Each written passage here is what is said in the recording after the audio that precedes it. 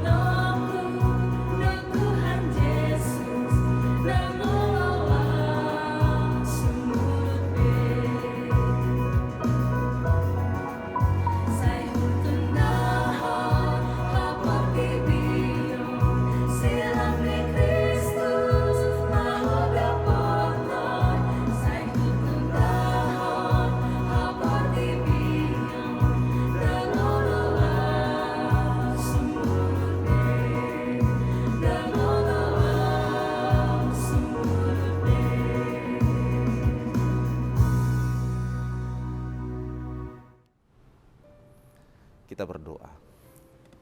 Kasih karunia dan damai sejahtera dari Tuhan Allah Bapa dan dari anaknya Tuhan Yesus Kristus kiranya menyertai saudara sekalian. Amin.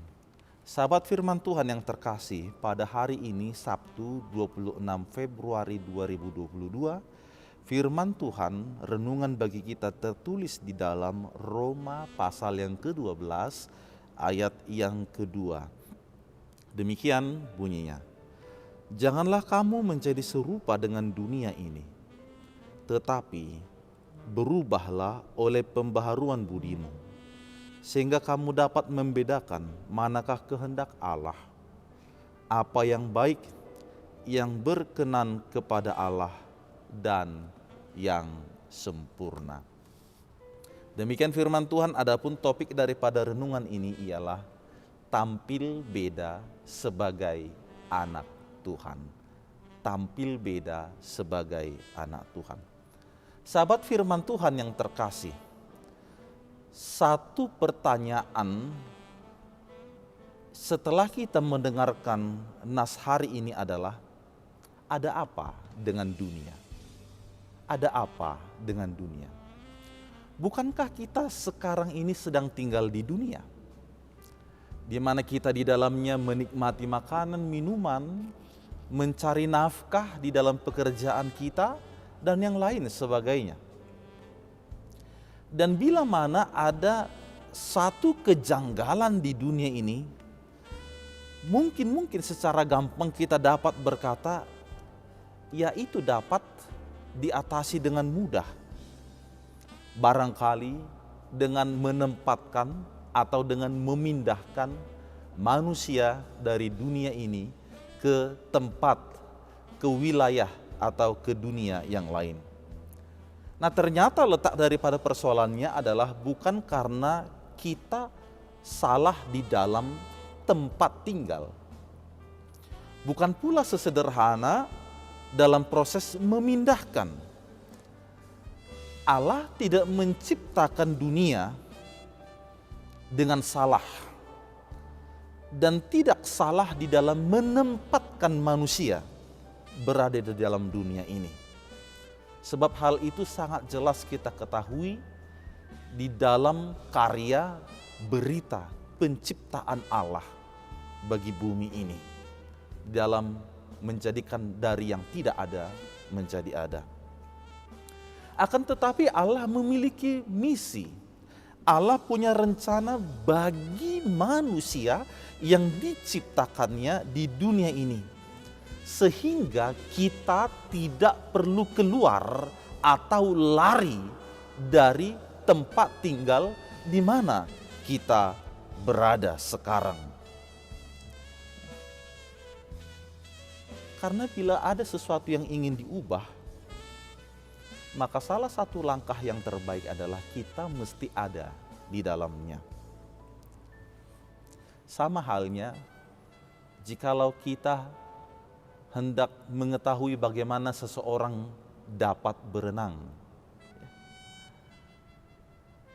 Tentu agar seseorang itu dapat menjadi seorang perenang, dia harus berada di dalam suatu tempat yang berisi air.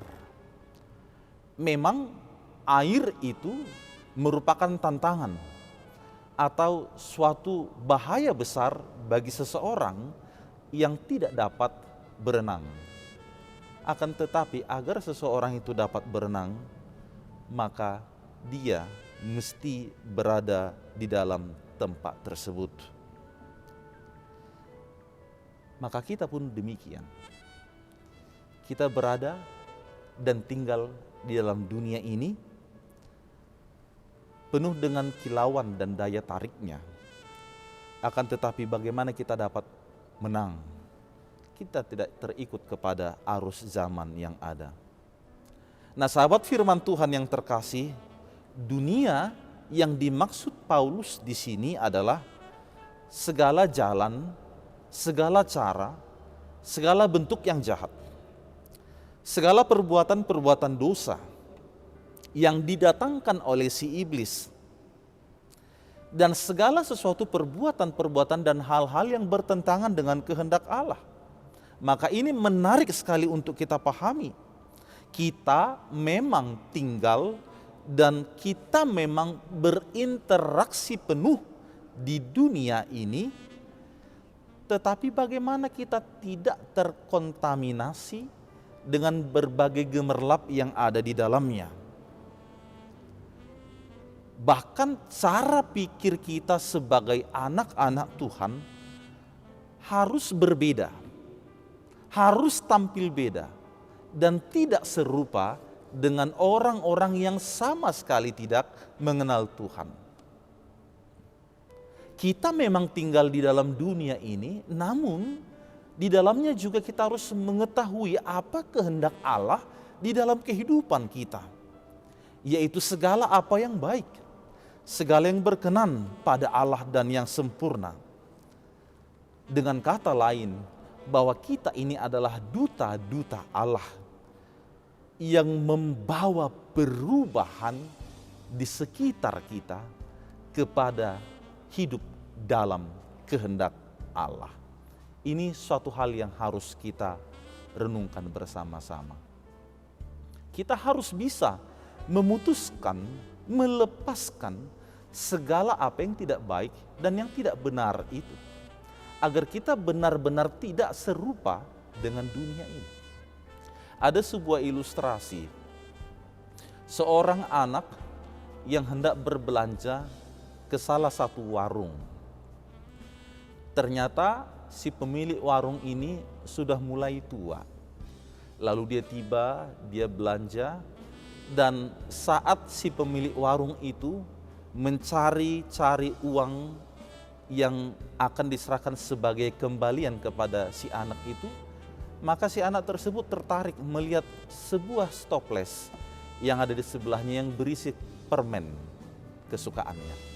Lalu dengan hati yang diam-diam dia memasukkan tangannya dan menggenggam permen tersebut, ingin mencuri. Namun ia tidak dapat mengeluarkan tangannya.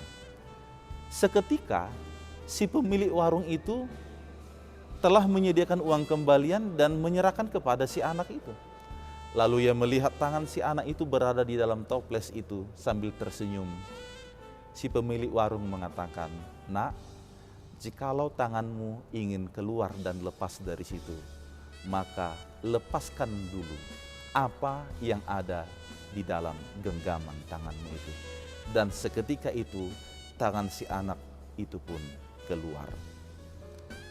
Nah, ibarat ilustrasi tersebut, banyak hal yang membuat manusia sulit lepas dari dosa, yang membuat ia menjadi serupa dengan dunia. Maka agar kita dapat tidak menjadi serupa dengan dunia, dengan kejahatan itu, maka kita harus berani lepas dari segala bentuk dosa itu. Maka ada beberapa hal yang kita ambil daripada renungan ini. Yang pertama, mari mengingat akan tujuan akhir kehidupan kita. Kehidupan kekal di surga bersama dengan Bapa. Maka biarlah pikiran, perbuatan, rencana, ataupun cita-cita kita bukan hanya kita arahkan kepada segala maksud yang ada di dunia ini saja. Tetapi sebagai orang-orang percaya, nanti akan sukacita yang lebih sempurna lagi, yaitu kehidupan bersama-sama dengan Bapa. Kemenangan kita dalam hidup ini dimulai dari kepercayaan kita kepada Tuhan, dan itu dilanjutkan di dalam ketegasan kita di tengah-tengah kehidupan ini. Maka tidak ada pikiran yang menyimpang ke kanan dan ke kiri, akan tetapi hidup akan senantiasa lurus bersama dengan Allah. Yang kedua, jangan jadikan dunia ini dan segala apa yang ada di dalamnya mengubah diri kita. Tetapi biarlah diri kita yang mengubah dunia ini. Caranya dikatakan tadi, berubahlah oleh pembaruan budimu. Diawali dari pikiran manusia itu. Supaya kita mencapai akan kehidupan yang demikian, berubahlah oleh pembaruan budi kita, dari pikiran kita.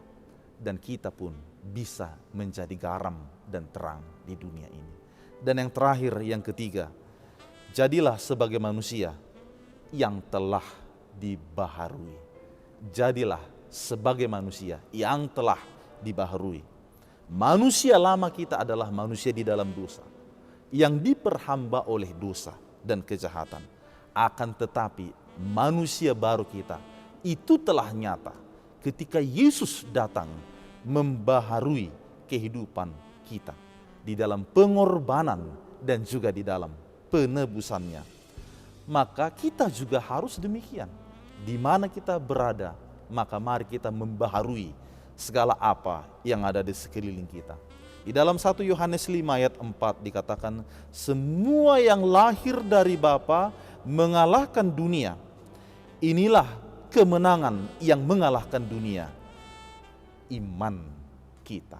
Maka iman kita itulah yang kelak membuat kita menjadi pribadi yang teguh dan kuat, yang tegar, yang bisa mengalahkan dosa, menaklukkan iblis, menaklukkan kejahatan, dan memberi hati kehidupan kita untuk senantiasa dituntun oleh Roh Kudus. Tuhan Yesus memberkati. Kita berdoa. Ya Tuhan Allah Bapa kami yang di surga, hati kami bersyukur pada saat ini di dalam kehidupan yang senantiasa mengecap dan menikmati anugerah kemurahan-Mu. Engkau telah sertai kami, dan hari ini, waktu ini adalah waktu kehidupan kami bersama-sama dengan Tuhan. Terima kasih untuk semua kemurahan-Mu itu, dan kiranya kami senantiasa bersyukur kepada Tuhan. Hati, pikiran, kehidupan kami saat ini telah disapa akan firman-Mu sebagai anak-anak Tuhan yang harus tampil beda di tengah-tengah dunia yang penuh dengan kejahatan, dosa, dan segala apa yang tidak baik di dalamnya. Kiranya kami sebagai anak-anak Tuhan bisa memenangkan pertarungan di dalam kehidupan ini lewat iman kami terhadap Engkau, sehingga kami tidak serupa dengan dunia ini. Kami tidak terbawa kepada arus zaman ini, tetapi kami dapat bersinar menjadi anak-anak Tuhan, membawa garam dan terang bagi dunia ini. Kiranya firman-Mu ini menuntun kami di dalam segala apa yang hendak kami kerjakan sepanjang hari ini. Dan kiranya Engkau juga yang memberkati seluruh rekan-rekan, saudara-saudara kami yang mendengarkan renungan ini. Biarlah kehidupan kami juga Engkau pakai sebagai anak-anak Tuhan, pembawa kebaikan, pembaharuan, dan Engkau pakai kami menjadi pribadi sebagai hamba-hamba-Mu untuk menyenangkan hati-Mu. Terima kasih Bapa. Kami serahkan seluruh hidup kami dalam tangan pengasihan-Mu, Di dalam nama Yesus kami berdoa. Amin. Anugerah Tuhan kita Yesus Kristus dan kasih setia Allah Bapa dan persekutuan Roh Kudus kiranya menyertai saudara sekalian. Amin. Selamat beraktivitas Bapak Ibu Saudara-saudaraku sekalian. Tetap jaga kesehatan, Tuhan Yesus memberkati.